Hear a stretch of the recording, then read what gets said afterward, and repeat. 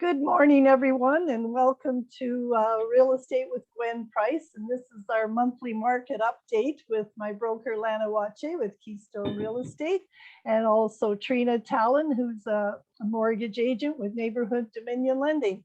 Good morning.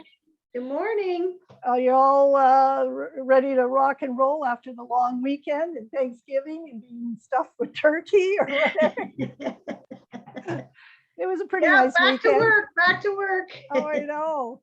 And I was just saying, it's been pretty wild already. I mean, it's like I competed on one, there was 21 offers on it last night. It seems like that price range, the 200 and something, 300 and something, that again is the hot commodity. Yeah, the market still is pretty active. We've slowed down in a few areas as far as, turnover goes, I think, but percentage wise, we're still up year over year. So, and yeah, that 200 to 300, I think is where the most people are looking, most active buyers are. That's just a crazy market price range, just nuts. Well, I was looking because, when you think about it, it's still cheaper than renting. So, and rents have gone through the roof in a lot of cases, and especially if you're trying to rent a house. You go 2,500 and up kind of thing. And so why not get, because mortgage rates, how are they doing, Trina? They're staying pretty low. The variable rate's still very low. The fixed rates have gone up in the last, I would say, week and a half, but not very much, but they're up a bit. Yeah. Well, I'm looking at this, right, like still good interest rates for purchasing, and the overall, I mean, the interest rates are still pretty reasonable considering, years well, and ago, when I look at the stats again, we're still below 400 for the average sale price, like still a little slightly under 390, and it's been kind of flat for about the last 5 months. So that's why that price range is so crazy. But listings are up, sales are up, so the average sale price is up, and everybody keeps waiting for the prices to crash. It's just going to stabilize, because if it crashes, more than us are in trouble. The world is in trouble, but it doesn't look. I mean, there's just everybody's frustrated by having to compete on all of these offers. It's very difficult for especially first-time buyers. Pretty hard. I can't see the market crashing in any real way. I mean, we may taper off and come to a more reasonable slowdown, which would be, more like a normal market where competitions aren't so fierce. But as far as prices going down, you're right, Gwen. There's not going to be a real drastic drop in prices. People think, oh, I'm going to wait till the prices go down. Well, even you look historically over the last decade, prices haven't gone down. If there was any difference in the average price range, the average sale price, it's minimal. You're looking at $1,000, a couple $1,000 here or there, and in the grand scheme of things, that's just not significant enough to say prices have gone down. So, and it is hard for first-time buyers. That's why it's so important for people to have that mortgage pre-approval in place, so you know what you're dealing with when you're putting in offers and things like that. Because there are still circumstances where people are going in on cash offers and doing their financing later, and they can't get it financed, or the property doesn't appraise. So. Those things are still happening. So you got to be prepared. Well, when I look, I did pull out even for the last 10 years. So since 2011, the average sale price has gone up 56%.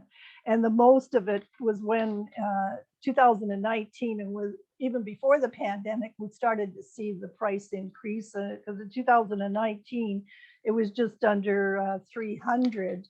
And now, we're headed towards 4. So, definitely COVID has had a factor for not just us, but for right across the country and all throughout the world. Really, it's a factor for sure. But I think things will settle down at some point. Hopefully, we get some more inventory. But a lot of it is to the sellers. How can they put their house on the market if they can't find one themselves? And it's very difficult to put your house to put an offer in conditional on the sale of your house. You pretty well can't. Financing sometimes. And Trina, you know that there's issues with some people for their financing, right? It's not a slam dunk all the time. Well, and one thing that's come up recently, just to give people a bit of an idea about getting a pre-approval, I had to tell a couple that even though their numbers worked fine and they had full-time jobs, they wanted to go and purchase a home without financing conditions, but they had no fallback. Their down payment was coming from a gift and they had no savings. And they required both of their incomes in order to be able to qualify for this mortgage.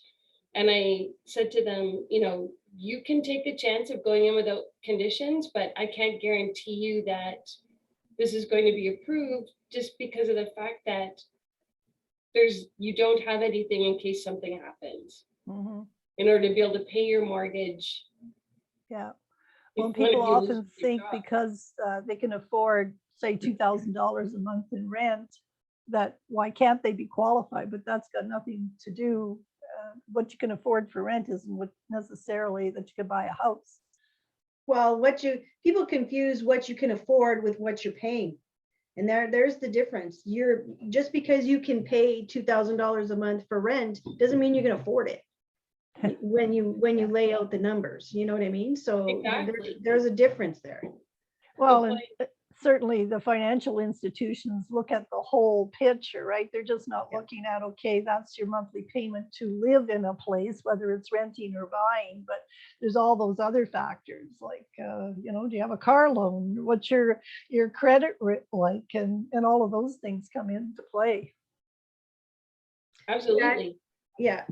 And realistically, you know, people have to realize that you don't want to strap yourself to the point where you can't even go out and pick up a pizza on your way home. You know what I mean? Yeah. You know, I've seen couples that are in that situation, and it's not a good situation to be in. The stress of that, you know, not having any liquid cash in your pocket is tremendous. So, you know, I think it's time, you know, people have to kind of pull back a little bit and say, okay, well, I'm not going to get that $450,000 house. You know, 300 is where I'm at, or 350 is where I'm at. And in the long run, it's more beneficial to go less, pay less, keep some money and cash in your pocket than it is to stretch your budget to the limit. Because like Trina said, if you don't have anything to fall back on, if you don't have any savings, or you're living paycheck to paycheck to paycheck, one of those paychecks, you know, goes awry and you're in trouble. So caution is still warranted here. I mean, people, it's great. Everybody wants that dream of home ownership, and it can happen. It's just sometimes I think people have to adjust their outlook a little bit and their dreams and pull back and say, okay, well, I can't do it this year, but maybe in 5 years. You know, I'll buy a smaller house this year, we'll work with it, and then in 5 years we'll do something in more grandiose or whatever. But absolutely, or a home with a rental component to it. Whether it's an in-law suite, like a secondary suite, or it's an actual duplex, that's just a lot more beneficial than buying a single family when you are living paycheck to paycheck. So yeah, and I think that's also why that price range, the 200, 300, you know, why that's of interest to a lot of people, because it's an entry level into our market, and then it can, work towards their dream home someday. But I know a lot of people think the realtors are telling them, you know, the higher, because yes, we make commission based on the purchase price, but I don't want people going right to their last nickel. I want people to be able to breathe every month, like you said, Lana, right? That's one of the worst stresses to have, is financial stress on the family. And I don't want people in that position. I'd rather you know, get your ducks in a row with your mortgage rep and make sure that you can do it and live within your means, because you don't know when something can happen. But I always feel like I can only be a mom so much, or a grandmother, just, you know, and at some point they just want to do what they want to do. But, you know, I love it when, you know, somebody's qualified for 400, but they're buying 3, because, you know, they're being cautious, right? And you know, because yeah, I mean, that's why the government tries to save us from ourselves, really, because we're overextending and people are getting into financial difficulties. Well, and that's a big thing, right? Especially with the election that just happened, and there's a lot of pressure being put on politicians to do something about what a lot of people are calling like a housing crisis. But Yeah. I can't see the prices going down like you were saying earlier, because that just doesn't happen. And so comparatively to other markets that are similar to us, we're still pretty low. Mm-hmm. Yeah. As far as like getting into, I have a ton of clients from out of town buying here. Yeah. One of the misconceptions out there, as well, is that realtors are setting the prices on these things. And that couldn't be further from the truth. The buyers set the price. The buyers are the ones that determine the prices. And you're right, Gwen, like when you're working with a couple and they're approved to 450 and they're going to buy at 350, that's what I like to see as well. Like I'm not the agent that's going to say, you've got to pay this and you've got to pay that. And it's, all we do as realtors is show the documentation, show the previous sales and say, a house like this sold for X amount of dollars. Yeah. And explain the situation. If a buyer wants to push that price up, then that's up to them and their mortgage broker. But realtors have no influence on the prices. That's not our jam. We're just trying to protect everybody, just like everybody else. Yeah, and of course they always say, "What should I offer?" When you start getting into these crazy multiple, like I say, the one yesterday with 21 offers. Well, it's going to go over list price. I always say, "What are you qualified for?" And what's your comfort level? Because you don't want to have buyer's remorse and say, "Oh my God, I paid too much," right? But it's all subjective. Like, what do you think is a good price? Somebody else might think that's crazy, right? Especially your parents. If your parents haven't bought in 20, 30 years, they're blown away by these prices. But I mean, it's not. Yes, again, the higher the price, the more commission we make. But that, to me, commission isn't what drives me. I know people don't believe this from realtors, but it's to get somebody the house they're going to be happy with, and everybody walks away from it feeling good about it, and no buyer's remorse, no seller's remorse. That's if you're in it for the long haul, that's the way.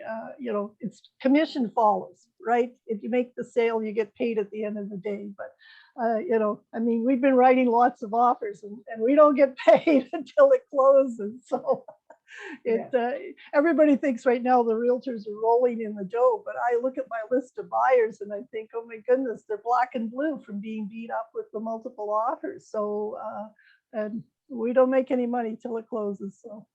Yeah. Anyway, well, this great weather is helping too. People are out and about, and we're not dealing with snow. And I hope we won't for a while.